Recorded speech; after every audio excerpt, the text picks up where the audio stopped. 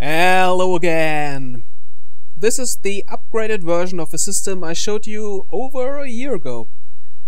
It can track your position anywhere inside your world and store that information in a central area, so that if you need to, you have an easy way to get back to an old location. The best way to show you the upgrades is probably by just demonstrating it. First, we need to start the main clock by pressing the reset button. As long as that clock is running, you can just relog or restart and you will get greeted by this little text that gives you two options. Either you can teleport back to this wall where all existing locations are stored, or you can add a new one. This will show you the coordinates of the block you stand in, and also give you a basic keyboard to type in a short name. The signs on the wall will display that name, as well as the coordinates of a location and the name of the player that added it. Just click on one of these signs to get to the location it describes. And finally, to remove a location from the system, simply remove the sign.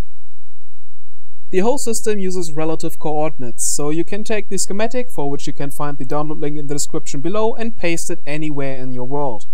Just make sure it stays loaded. The spawn chunks would be an ideal place.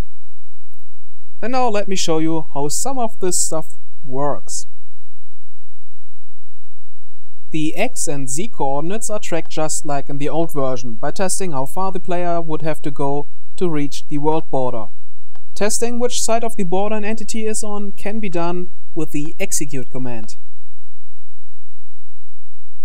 The Y coordinate is a bit more tricky. Here I use the success command statistic and a clone command to test if an entity is inside a loaded chunk.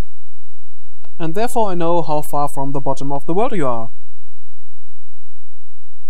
To store the X, Y and Z values I use chests again, where each slot represents one bit of a single number. The keyboard works by changing the scoreboard value for different armor stands. Each letter has one of those. These armor stands then place command blocks in a row, which in turn summon other armor stands with the desired letter as name. With JSON formatting you can combine these to full text.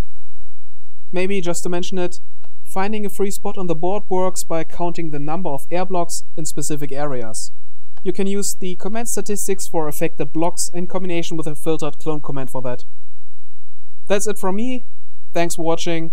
See you next time.